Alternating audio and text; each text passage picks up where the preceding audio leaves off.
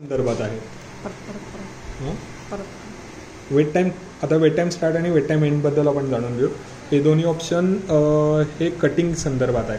Weight time एंडनं काय होणार आहे, मोटर रिव्हर्समध्ये फिरेल आणि पीठ यायचं बंद होईल, त्यानं ती पुढे स्ट्रेच होईल आणि कट होईल आणि ती टेबल पुढे जाताना स्ट्रेचिंग मेकॅनिझम तिथे वर्क होणार आहे.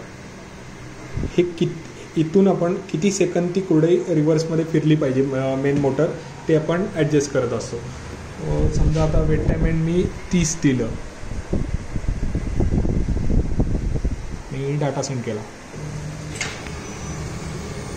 आता कुरडई संपल्यावर पीठ येत नाही, पण तरी थोडा वेळ ते फिरतंय.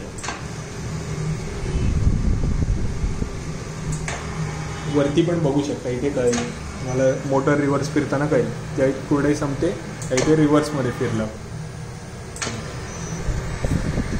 नीट बघितलं तर कळेल, तो क्रशर रिव्हर्स फिरतो काही सेकंद, त्यामुळे ते कटिंग व्यवस्थित होतं. तर पण त्याच्यामुळे काय होतं, बऱ्याच वेळा पीठ मागं गेलेलं असतं, त्यामुळे पुढच्या कुरडईत पीठ यायच्या आधीच टेबल फिरायला चालू होतं. त्यावेळी तुम्ही वेट टाईम स्टार्ट थोडासा वाढवून घ्या. तो बघत बघत वाढवत जा. 5, 10 किंवा 5, 8, 6, 7 असे काही व्हॅल्यूज तुम्ही अपलोड करता. आता 5 अपलोड केला. थोडंसं मध्ये भरल्यासारखं जाणवेल मगाच्या कुरडईपेक्षा. आता या कुरडईला होईल.